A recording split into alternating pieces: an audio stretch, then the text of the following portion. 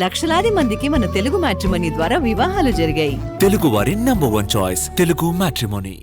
ఈటెల రాజేందర్ వ్యాఖ్యలను ప్రభుత్వ విప్ ఆది శ్రీనివాస్ తీవ్రంగా ఖండించారు. ఈటెల మతిస్థిమితం కోల్పోయి మాట్లాడుతున్నారని విమర్శించారు.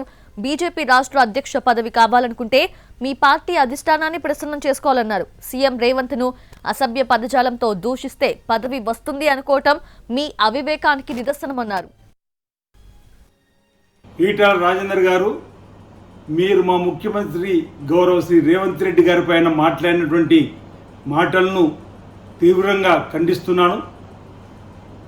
సభ్య సమాజం కూడా ఈ విమర్శలను తప్పుపట్టే విధంగా ఇప్పటి వరకు ఈటెల రాజేందర్ గారు మర్యాదస్తుడు అనుకున్నాం, మంచివాడు అనుకున్నాం.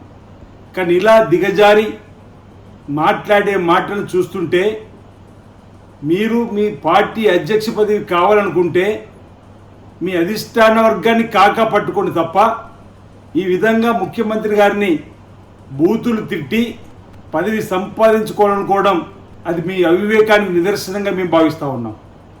ఈరోజు